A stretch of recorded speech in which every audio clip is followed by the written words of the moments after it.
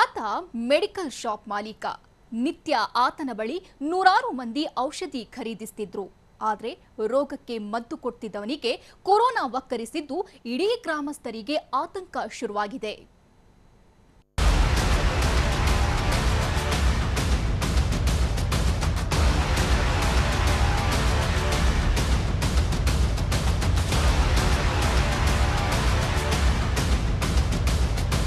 ಬೀದರ್ ಜಿಲ್ಲೆ ಹುಮನಾಬಾದ್ ತಾಲೂಕಿನ ಚಾಂಗ್ಲೇರ ಗ್ರಾಮದಲ್ಲಿರ್ತಕ್ಕಂಥ ಮೆಡಿಕಲ್ ಸ್ಟೋರ್ನ ಒಬ್ಬ ಮಾಲೀಕನಿಗೆ ಈಗ ಕೊರೋನಾ ಪಾಸಿಟಿವ್ ಬಂದಿರತಕ್ಕಂಥ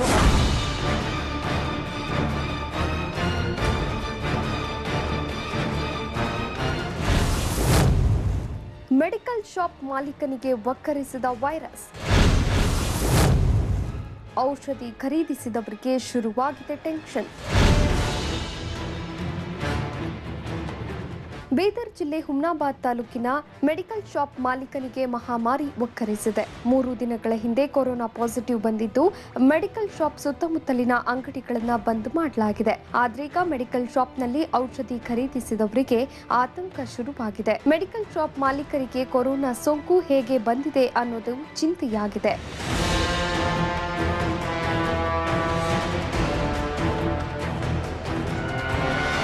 ಅಂದಹಾಗೆ ಮೆಡಿಕಲ್ ಶಾಪ್ ಮಾಲೀಕನಿಗೆ ವಾರದ ಹಿಂದೆ ಲಕ್ವಾ ಹೊಡೆದಿತ್ತು. ಹೀಗಾಗಿ ಹೈದರಾಬಾದ್ನ ಖಾಸಗಿ ಆಸ್ಪತ್ರೆಗೆ ಚಿಕಿತ್ಸೆಗೆಂದು ಹೋಗಿದ್ದಾನೆ. ಅಲ್ಲಿ ಕೋವಿಡ್ ಟೆಸ್ಟ್ ಮಾಡಿಸಿದಾಗ ಕೊರೋನಾ ಪಾಸಿಟಿವ್ ಬಂದಿದೆ. ಕೂಡಲೇ ಆರೋಗ್ಯ ಇಲಾಖೆ ಅಧಿಕಾರಿಗಳು ಮೆಡಿಕಲ್ ಶಾಪ್ ಬಂದ್ ಮಾಡಿಸಿದ್ದಾರೆ.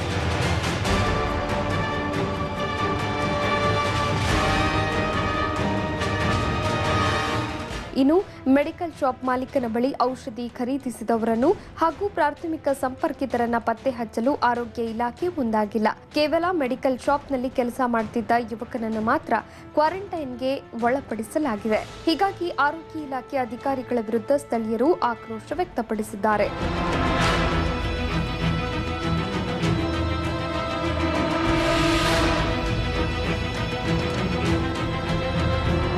ಒಟ್ಟಿನಲ್ಲಿ ಕಾಯಿಲೆಗಳಿಗೆ ಔಷಧಿ ನೀಡುತ್ತಿದ್ದ ಮೆಡಿಕಲ್ ಶಾಪ್ ಮಾಲೀಕನಿಂದ ಯಾರ್ಯಾರಿಗೆ ಕೊರೋನಾ ಹರಡಿದೆಯೋ ಅನ್ನೋ ಆತಂಕ ಹೆಚ್ಚಾಗಿದೆ. ಆದರೆ ಜೊತೆಗೆ ಆರೋಗ್ಯ ಇಲಾಖೆಯ ನಿರ್ಲಕ್ಷ್ಯ ಗ್ರಾಮಸ್ಥರನ್ನ ಕಂಗೆಡಿಸಿದೆ. ಇನ್ನಾದರೂ ಎಚ್ಚೆತ್ತು ಪ್ರಾಥಮಿಕ ಸಂಪರ್ಕಿತರನ್ನ ಪತ್ತೆ ಹಚ್ಚಲಿ ಅನ್ನೋದೇ ಎಲ್ಲರ ಒತ್ತಾಯವಾಗಿದೆ. ಸುರೇಶ್ ನಾಯ್ಕ, TV9 ಬೀದರ್. ಪೀಡೆ ಕೊರೋನಾ ವಕ್ಕರಿಸಿದ ನಂತರ ಜನ ಬಸ್ ಹತ್ತೋದಕ್ಕೂ ಭಯಪಡ್ತಿದ್ದಾರೆ. ಬಸ್ ಹತ್ತಿದ್ರೆ ತಮಗೂ ಸೋಂಕು ವಕ್ಕರಿಸುತ್ತಾ ಅನ್ನೋ ಭಯ ಕಾಡ್ತಿದೆ. ಹಾಗೆ ರಾಜ್ಯ ಸಾರಿಗೆ ಇಲಾಖೆ ಸಿಬ್ಬಂದಿ ಒಬ್ಬೊಬ್ಬರಾಗಿ ಈ ಮಹಾಮಾರಿಗೆ ತುತ್ತಾಗ್ತಿದ್ದಾರೆ. ಹೊರಗೆ ಓಡಾಡೋದಕ್ಕೂ ಭಯ, ಬಸ್ ಹತ್ತೋದಕ್ಕಂತೂ ಭಯವೋ ಭಯ. ಎಲ್ಲಿ ಕೊರೋನಾ ಎಂಬ ಮಹಾಮಾರಿ ತಮ್ಮ ಬೆನ್ನು ಬೀಳುತ್ತೋ ಅನ್ನೋ ಆತಂಕ ಜನರನ್ನ ಕಾಡ್ತಿದೆ. ಇಷ್ಟು ದಿನ ತಣ್ಣಗಿದ್ದ ಕರುನಾಡಲ್ಲಿ ಕೆಲ ವಾರಗಳಿಂದ ಕೊರೋನಾ ಸುನಾಮಿ ಎದ್ದಿದೆ. ಇಂಥ ಹೊತ್ತಲ್ಲೇ ಬಸ್ನಲ್ಲಿ ಓಡಾಡುವವರಿಗೆ ಭಯ ಶುರುವಾಗಿದೆ. ದಾವಣಗೆರೆ KSRTC ವಿಭಾಗದಲ್ಲಿ ಕೊರೋನಾ ಸುನಾಮಿ.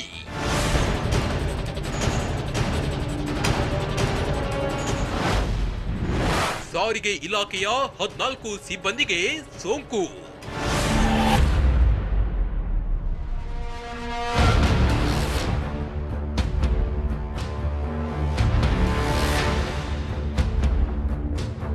ಅಂದಹಾಗೆ ಇದು ದಾವಣಗೆರೆ ಜಿಲ್ಲೆಯ KSRTC ವಿಭಾಗ.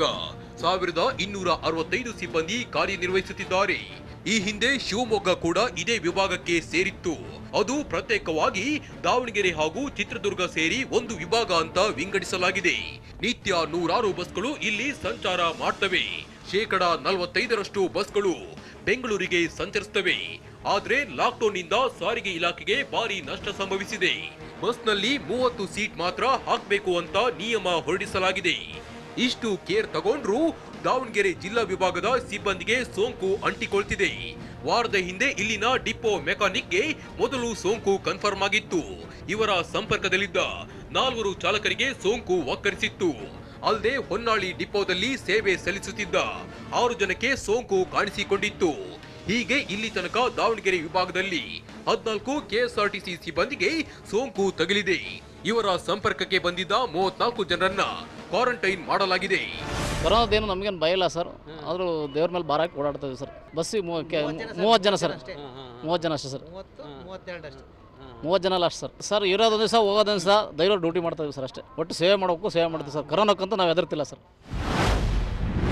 ಪ್ರಯಾಣಿಕರೇ ಇಲ್ಲದೆ ಖಾಲಿ ಹೊಡೆಯುತ್ತಿವೆ ನಿಲ್ದಾಣಗಳು. ಬಸ್ಗಳ ಕತೆವ್ಯತೆ ದಾವಣಗೆರೆಗೆ ಮಾತ್ರ ಸೀಮಿತವಾಗಿಲ್ಲ, ಇದು ಇಡೀ ರಾಜ್ಯದ ಪರಿಸ್ಥಿತಿ. ಹೀಗೆ ಗದಗದಲ್ಲಿ ಕೂಡ ಕೆಎಸ್ಆರ್ಟಿಸಿ ಸಿಬ್ಬಂದಿಗೆ ಸೋಂಕು ಅಟ್ಯಾಕ್ ಆಗಿದೆ.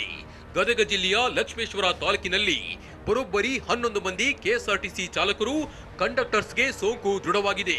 ಈ ಹಿನ್ನೆಲೆಯಲ್ಲಿ ಲಕ್ಷ್ಮೇಶ್ವರ ತಾಲೂಕಿನಲ್ಲಿ ಬಸ್ ಪ್ರಯಾಣ ಅಂದ್ರೆ ಸಾಕು, ಜನ ನಡುಗುತ್ತಿದ್ದಾರೆ. ಕೆಲಸ ಮುಗಿಯುತ್ತಿದ್ದಂತೆ ಊರಲ್ಲಿ ಕೂತು ಹರಟೆ. ವಿಷಯ ಇಷ್ಟಕ್ಕೆ ಮುಗಿಯೋದಿಲ್ಲ. ಅಂದಹಾಗೆ ಡಿಪೋದಲ್ಲಿ ಕಾರ್ಯನಿರ್ವಹಿಸುವ ಮೆಕ್ಯಾನಿಕ್, ಚಾಲಕರು, ಕಂಡಕ್ಟರ್ಸ್ ಹಾಗೂ ಕೆಎಸ್ಆರ್ಟಿಸಿ ಅಧಿಕಾರಿಗಳಿಗೆ ಈಗ ನಡುಕ ಶುರುವಾಗಿದೆ. ಚಾಲಕರು, ಕಂಡಕ್ಟರ್ ಡ್ಯೂಟಿ ಮುಗಿಸಿದ ಬಳಿಕ ಊರಿಗೆ ಹೋಗಿ ಜನರ ಜೊತೆ ಬೆರೆತಿದ್ದಾರೆ. ಇದು ಅಪಾಯಕ್ಕೆ ಆಹ್ವಾನ ನೀಡಿದಂತಾಗಿದೆ.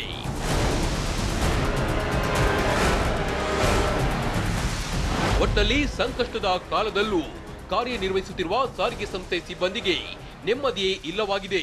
ಎಲ್ಲಿ, ಯಾವಾಗ, ಅದ್ಯಾರ ಮೂಲಕ ಈ ಡೆಡ್ಲಿ ಸೋಂಕು ಒಕ್ಕರಿಸುತ್ತೋ ಅನ್ನೋ ಭಯ ಶುರುವಾಗಿದೆ.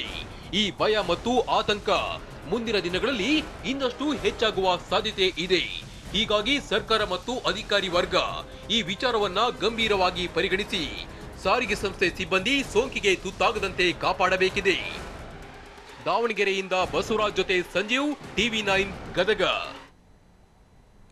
ಕೊರೋನಾ ಅಬ್ಬರಕ್ಕೆ ಕರುನಾಡು ತತ್ತರಿಸಿದೆ. ದಿನದಿನಕ್ಕೂ ಸಾವಿರಾರು ಕೇಸ್ಗಳು ಹೆಚ್ಚುತ್ತಿವೆ. ಬೆಂಗಳೂರಿನಂತೆಯೇ ರಾಜ್ಯದ ಇತರ ಜಿಲ್ಲೆಗಳಲ್ಲಿಯೂ ಸೋಂಕಿನ ಆರ್ಭಟ ಶುರುವಾಗಿದೆ. ಆದರೆ ಅಬ್ಬರಿಸಿ ಬೊಬ್ಬಿರಿಯುತ್ತಿರುವ ಸೋಂಕು ಕೊರೋನಾ ವಾರಿಯರ್ಗಳನ್ನು ಬಿಡ್ತಿಲ್ಲ.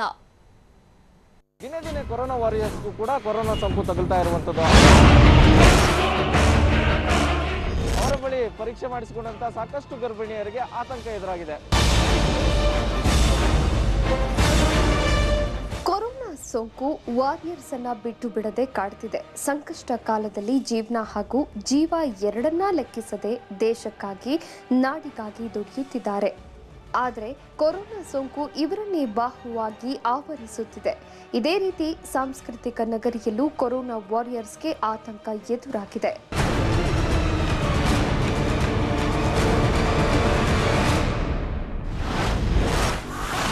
ಗರ್ಭಿಣಿಯರನ್ನ ತಪಾಸಣೆ ನಡೆಸಿದ್ದ ವೈದ್ಯಗೆ ಕೊರೋನಾ. ತಾಲೂಕು ಆಸ್ಪತ್ರೆಗೆ ಭೇಟಿ ನೀಡಿದ್ದವರಲ್ಲಿ ಭಯ. ಹೌದು, ಮೈಸೂರಿನಲ್ಲಿ ದಿನೇ ದಿನೇ ಮಹಾಮಾರಿ ಅಬ್ಬರ ಹೆಚ್ಚಾಗುತ್ತಲೇ ಇದೆ. ಕೊರೋನಾ ವೈದ್ಯರನ್ನ ಬೆನ್ನು ಬಿಡದೆ ಕಾಡತೊಡಗಿದ್ದು, ಪ್ರಸೂತಿ ವೈದ್ಯರೊಬ್ಬರಿಗೆ ಸೋಂಕು ಕಾಣಿಸಿಕೊಂಡಿದೆ. ಹೀಗಾಗಿ ಸೋಂಕು ತಗುಲಿರುವ ವೈದ್ಯ ಬಳಿ ತಪಾಸಣೆಗೊಳಪಟ್ಟ ಗರ್ಭಿಣಿಯರಿಗೆ ಆತಂಕ ಶುರುವಾಗಿದೆ. ಟಿ ನರಸೀಪುರ ತಾಲೂಕಿನಲ್ಲಿ ವ್ಯಾಪಕವಾಗಿ ಹರಡುತ್ತಿರುವ ಸೋಂಕು ಆತಂಕ ಮೂಡಿಸಿದೆ. ಟಿ ನರಸೀಪುರ ತಾಲೂಕು ಆಸ್ಪತ್ರೆಯಲ್ಲಿ ಕಾರ್ಯನಿರ್ವಹಿಸುತ್ತಿದ್ದ ವೈದ್ಯಗೆ ಕೊರೋನಾ ಸೋಂಕು ಕಾಣಿಸಿಕೊಂಡಿದೆ.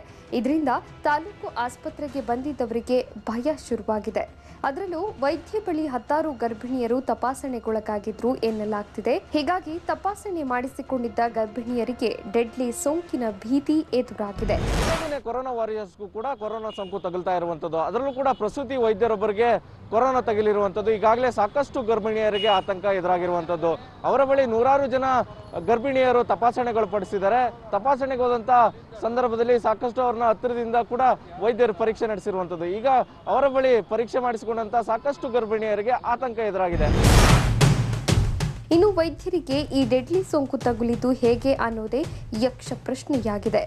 ನರಸೀಪುರ ತಾಲೂಕಿನಲ್ಲಿ ಸಾಕಷ್ಟು ಜನರಿಗೆ ಸೋಂಕು ಒಕ್ಕರಿಸಿದ್ದು, ಚಿಕಿತ್ಸೆಗೆಂದು ಬಂದವರಿಂದ ಸೋಂಕು ತಗುಲಿತಾ ಅಂತ ಅನುಮಾನ ವ್ಯಕ್ತಪಡಿಸಲಾಗಿದೆ.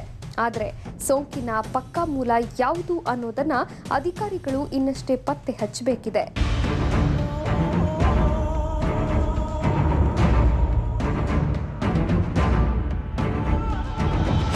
ಒಟ್ಟಾರೆ ರಾಜ್ಯದಲ್ಲಿ ಕೊರೋನಾದಿಂದ ಪರಿಸ್ಥಿತಿ ಬಿಗಡಾಯಿಸಿರುವಾಗಲೇ ಕೊರೋನಾ ವಾರಿಯರ್ಸ್ಗೂ ಡೆಡ್ಲಿ ವೈರಸ್ ಬೆನ್ನತ್ತಿರುವುದು ಆತಂಕವನ್ನ ಹೆಚ್ಚು ಮಾಡಿದೆ. ವೈದ್ಯರಿಗೆ ಕೊರೋನಾ ಬಂದಿರುವುದನ್ನ ಅರಿಯದೆ ತಪಾಸಣೆ, ಚಿಕಿತ್ಸೆ ಅಂತ ಓಡಾಡಿದವರನ್ನು ಪತ್ತೆ ಹಚ್ಚುವುದೇ ಅಧಿಕಾರಿಗಳಿಗೆ $1 ಬಿಲಿಯನ್ ಸವಾಲಾಗಿದೆ. ದಿಲೀಪ್, TV9 ಮೈಸೂರು. ಕಲಬುರಗಿಯಲ್ಲಿ ಕೊರೋನಾ ಅಬ್ಬರ ನಿಲ್ತಾನೇ ಇಲ್ಲ. ನಿನ್ನೆ ಒಂದೇ ದಿನ 631 ಮಂದಿ ಕೊರೋನಾ ಸುಳಿಗೆ ಸಿಲುಕಿದ್ದಾರೆ. ಇದರ ನಡುವೆ ಆರೋಗ್ಯ ಇಲಾಖೆ ನಿರ್ಲಕ್ಷ್ಯ ಹೆಚ್ಚಾಗಿದ್ದು, ನಿವೃತ್ತ ಪೇದೆ ಚಿಕಿತ್ಸೆ ಸಿಗದೆ ಸಾವಿನ ಮನೆ ಸೇರಿದ್ದಾರೆ.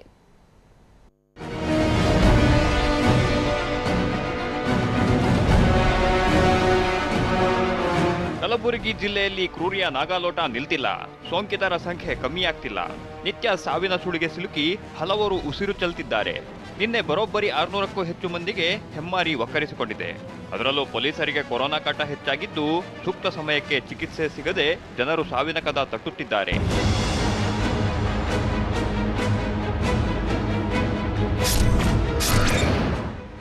ಸಕಾಲದಲ್ಲಿ ಚಿಕಿತ್ಸೆ ಸಿಗದೆ ನಿವೃತ್ತ ಪೇದೆ ಸಾವು. ಕಲಬುರಗಿ ಆರೋಗ್ಯ ಇಲಾಖೆ ನಿರ್ಲಕ್ಷ್ಯ ಮತ್ತೆ ಬಯಲು. ಹೌದು, ಕಲಬುರಗಿ ಜಿಲ್ಲೆಯಲ್ಲಿ ಸೋಂಕಿತರ ಸಂಖ್ಯೆ ಊಹೆಗೂ ನಿಲುಕುತ್ತಿಲ್ಲ. ಹಲವರಿಗೆ ಪಾಸಿಟಿವ್ ರಿಪೋರ್ಟ್ ಬಂದರೂ ಸಕಾಲದಲ್ಲಿ ಆಸ್ಪತ್ರೆಗೆ ದಾಖಲಿಸಲು ಆರೋಗ್ಯ ಇಲಾಖೆ ನಿರ್ಲಕ್ಷ್ಯ ವಹಿಸುತ್ತಿದೆ. ಹೀಗಾಗಿ ಹಲವರು ಸಾವಿನ ಮನೆ ಸೇರ್ತಿದ್ದಾರೆ. ಪಾಸಿಟಿವ್ ರಿಪೋರ್ಟ್ ಬಂದಿರೋ ಬಗ್ಗೆ ಆರೋಗ್ಯ ಇಲಾಖೆಯ ಸಿಬ್ಬಂದಿಯೇ ಮಾಹಿತಿ ನೀಡಿದ್ರು. ಆದರೆ ಯಾರೊಬ್ಬರೂ ಮನೆಗೆ ಬಂದಿಲ್ಲ. ನಂತರ ನಿವೃತ್ತ ಪೇದೆ ಅಧಿಕಾರಿಗಳಿಗೆ ಫೋನ್ ಮಾಡಿ ಆಸ್ಪತ್ರೆಗೆ ಸೇರಿಸಿ ಅಂತ ಮನವಿ ಮಾಡಿಕೊಂಡ್ರೂ ಪ್ರಯೋಜನವೇ ಆಗಿಲ್ಲ.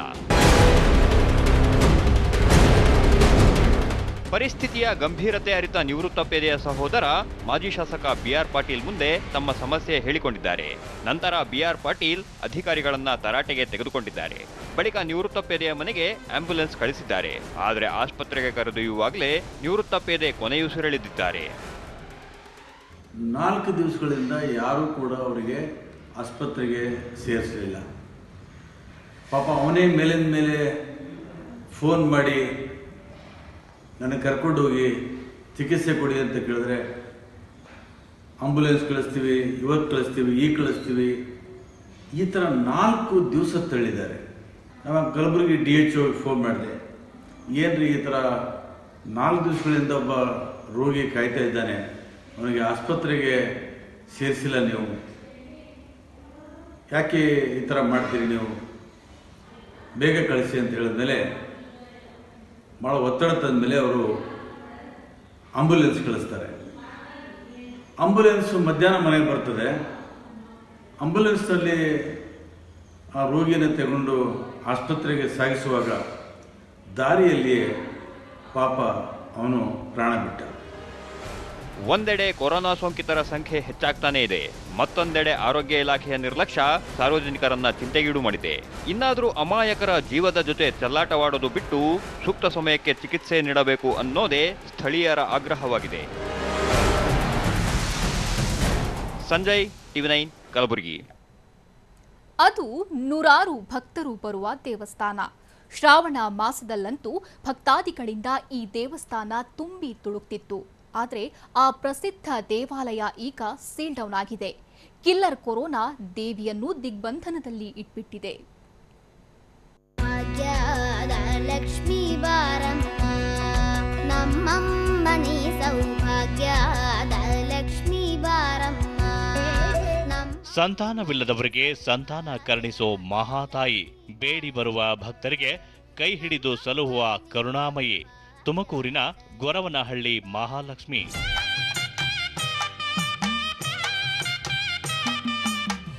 ಕರುನಾಡಿನ ಪುಣ್ಯ ಕ್ಷೇತ್ರಗಳಲ್ಲಿ ಒಂದಾದ ಗೊರವನಹಳ್ಳಿ ಮಹಾಲಕ್ಷ್ಮಿ ದೇವಸ್ಥಾನಕ್ಕೂ ಕೊರೋನಾ ಕಂಟಕವಾಗಿದೆ. ಕೊರೋನಾದಿಂದಾಗಿ ಮಹಾಲಕ್ಷ್ಮಿ ದೇವಸ್ಥಾನವನ್ನ ಸೀಲ್ ಡೌನ್ ಮಾಡಲಾಗಿದೆ. ಪರಿಣಾಮ ದೇವಿಯ ದರ್ಶನ ಸಿಗದೆ ಭಕ್ತಾದಿಗಳು ನಿರಾಸೆಯಿಂದ ವಾಪಸ್ಸಾಗುತ್ತಿದ್ದಾರೆ.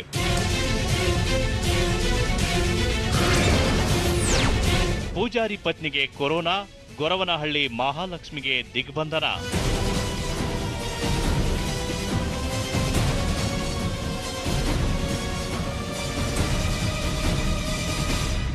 ಸದಾ ಭಕ್ತರಿಂದ ತುಂಬಿರುತ್ತಿದ್ದ ಗೊರವನಹಳ್ಳಿ ಶ್ರೀ ಲಕ್ಷ್ಮೀ ದೇವಾಲಯ ಸೀಲ್ ಡೌನ್ ಆಗಿದೆ. ಇಲ್ಲಿ ಪೂಜೆ ಮಾಡುವ ದೇವಾಲಯದ ಅರ್ಚಕರ ಪತ್ನಿಗೆ ಕೊರೋನಾ ಪಾಸಿಟಿವ್ ಬಂದಿದೆ. 27 ವರ್ಷದ ಗರ್ಭಿಣಿ ಮಹಿಳೆಯಾಗಿದ್ದು, ಕಳೆದ ಜುಲೈ 20ರಂದು ಕೊರೋನಾ ಸೋಂಕು ದೃಢಪಟ್ಟಿದೆ. ಪತಿ ಶ್ರೀ ಲಕ್ಷ್ಮೀ ದೇವಾಲಯದಲ್ಲಿ ಅರ್ಚಕನಾಗಿದ್ದು ದೇವಸ್ಥಾನಕ್ಕೆ ಹೋಗಿ ಬಂದಿದ್ದಾರೆ. ಹೀಗಾಗಿ ದೇವಾಲಯ ಸುತ್ತ 200 ಮೀಟರ್ ಸೀಲ್ ಡೌನ್ ಮಾಡಲಾಗಿದೆ. ಅರ್ಚಕನ ಪತ್ನಿಗೆ ಒಂದು ಕೊರೋನಾ ಬಂದಿರುವಂಥದ್ದು. ಏನು ಪ್ರಸಿದ್ಧ ದೇವಾಲಯ ಅಂತ ಹೇಳಿದ್ರೆ, ಏನು ತುಮಕೂರು ಜಿಲ್ಲೆಯ ಕೊಡಗೇರಿ ತಾಲೂಕಿನ ಏನು ಗೊರವನಹಳ್ಳಿ ಪ್ರಸಿದ್ಧ ದೇವಾಲಯದ ಅರ್ಚಕನ ಪತ್ನಿಗೆ ಏನೋ ಒಂದು ಕೊರೋನಾ ದೃಢಪಟ್ಟಿದೆ ಅಂತ ಹಿನ್ನೆಲೆಯಲ್ಲಿ ಈಗಾಗಲೇ ಸೀಲ್ ಡೌನ್ ಕೂಡ ಮಾಡಿರುವಂಥದ್ದು.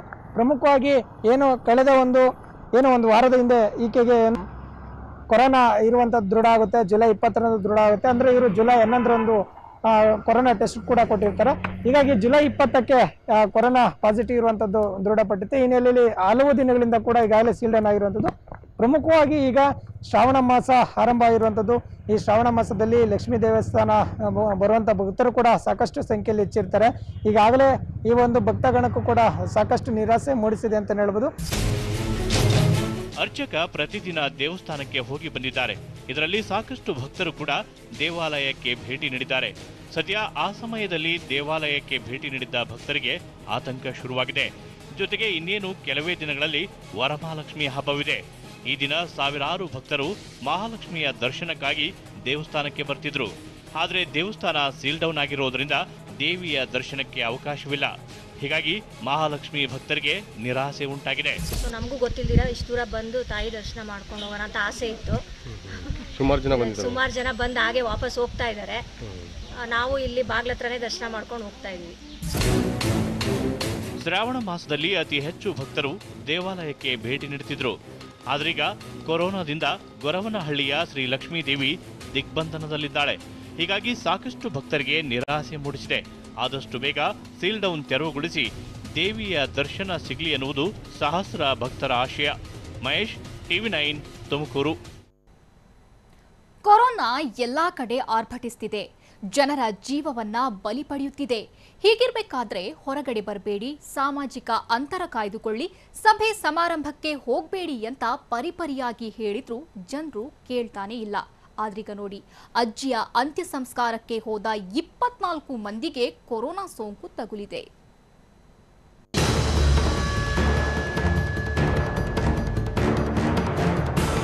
ಜನರಿಗೆ ಅದ್ಯಾವಾಗ ಬುದ್ಧಿ ಬರುತ್ತೋ ಗೊತ್ತಿಲ್ಲ. ಮದುವೆ ಸಮಾರಂಭ ಅಂತ್ಯಕ್ರಿಯೆಗಳಲ್ಲಿ ಭಾಗವಹಿಸಬೇಡಿ ಅಂದ್ರೂ ಕೇಳುವುದೇ ಇಲ್ಲ.